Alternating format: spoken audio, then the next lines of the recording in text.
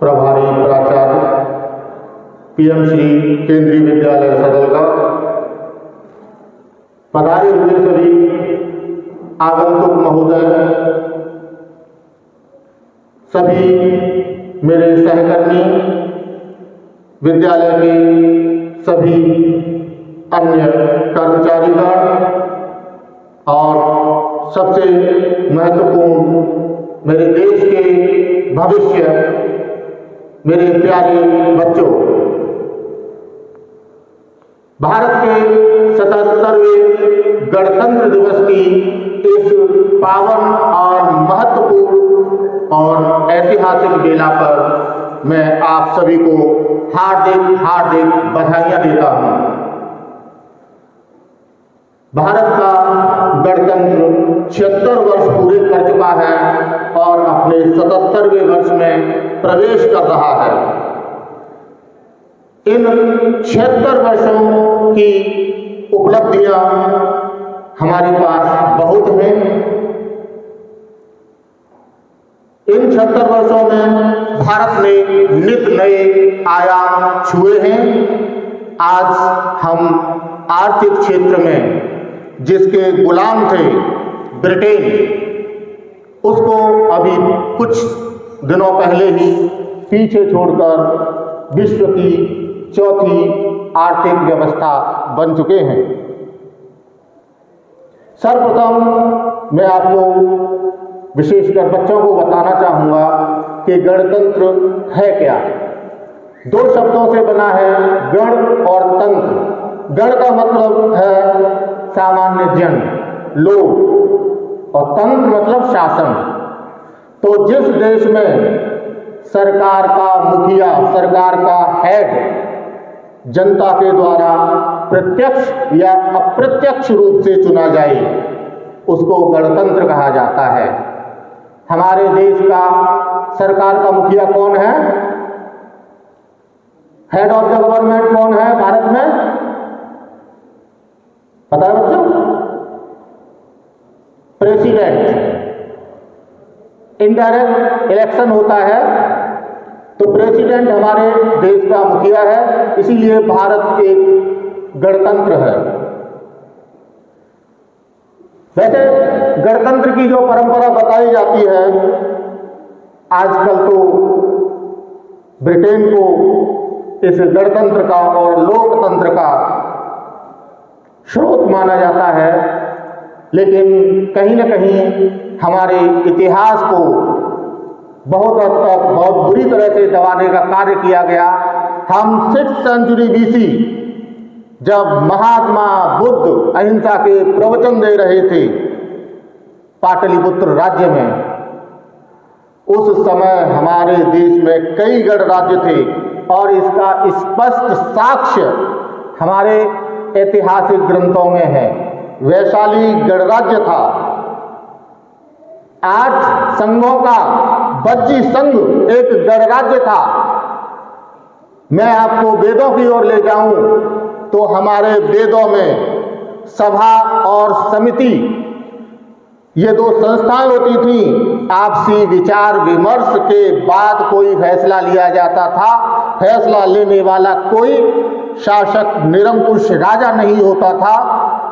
सभा, समिति और तीसरी एक और होती थी विदत, इसके द्वारा फैसला लिया जाता था। तो सच्चे अर्थों में इस गणतंत्र का जो पिता है या माँ है, वो सच्चे अर्थों में भारत ही है।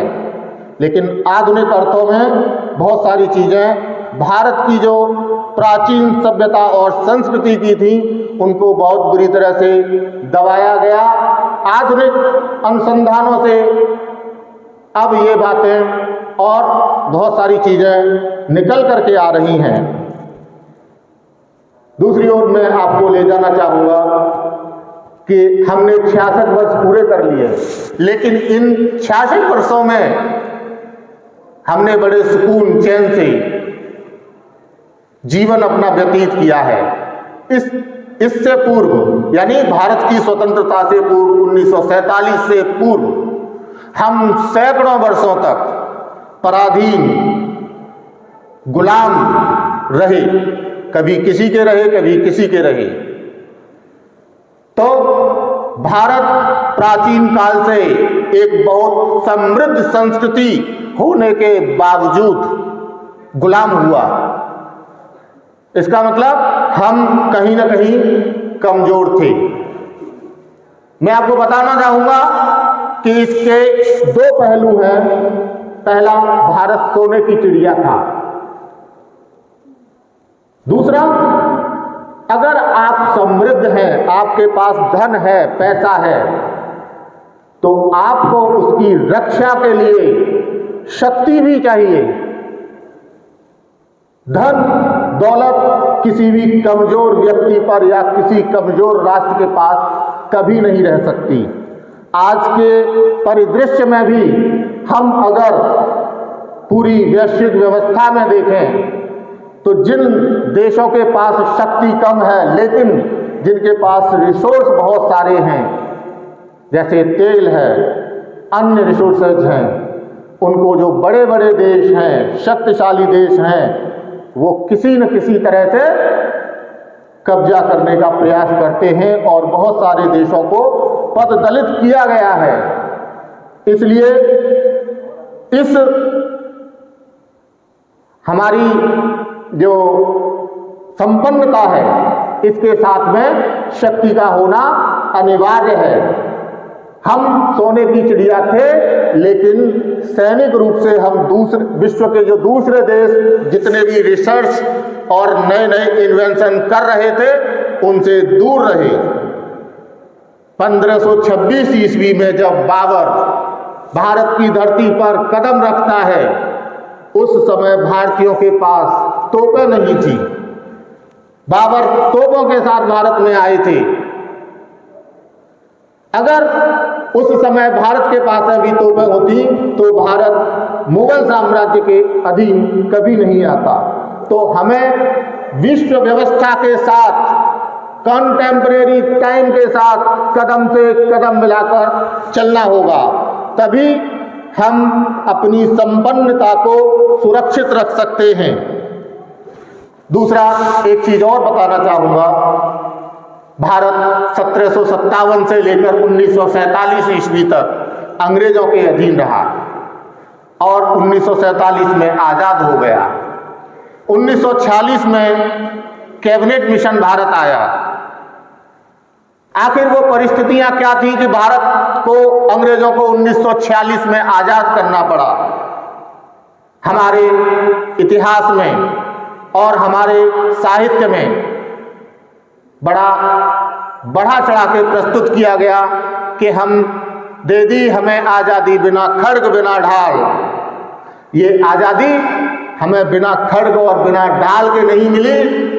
इस आज़ादी के लिए सैकड़ों, हजारों, लाखों वीरों ने अपने प्राणों की आहुति दी है। अगर ये आज़ादी इसी अहिंसा से मिल जाती तो भारत बहुत पहले आज़ादी प्राप्त कर लेता। 1947 तक भारत को क्यों जाना पड़ता?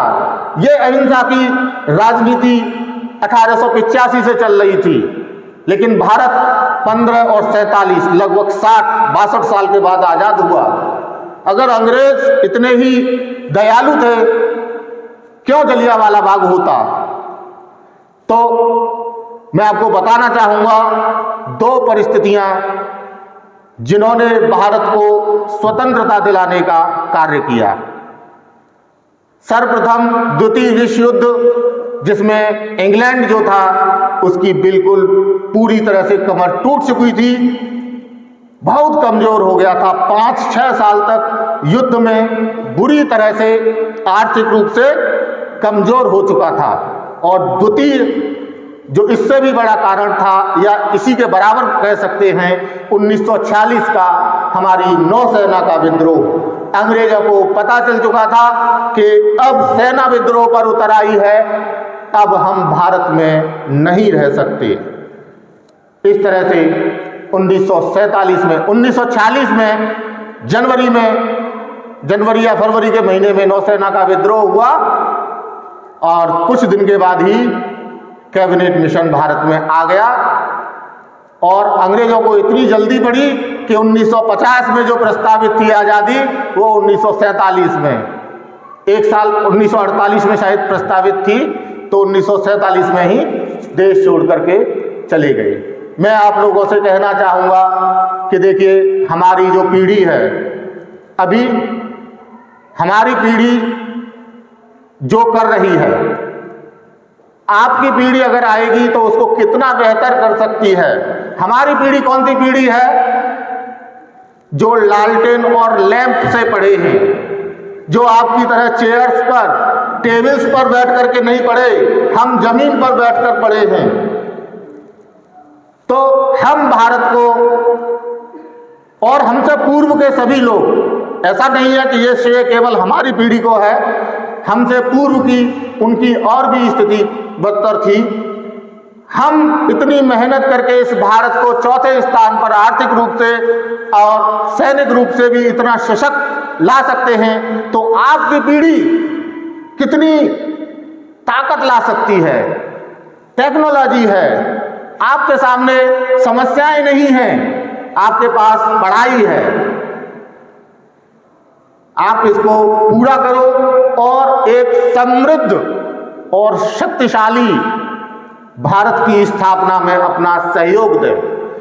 मैं आपको बता देना चाहता हूं कि अगर गर्त से और अर्श पर जाना है तो वो काम केवल ज्ञान कर सकता है। ज्ञान के अलावा दुनिया में कोई इससे बड़ा शस्त्र नहीं है। तो मेरा आप सभी लोगों से आह्वान है कि अपने लिए नहीं, केवल अपने परिवार के लिए नहीं, अपने राष्ट्र के लिए, और अगर आगे जाएं तो इस विश्व बिरादरी के लिए, इस पूरी धरती के लिए हमें अपने प्रयास रखने होंगे।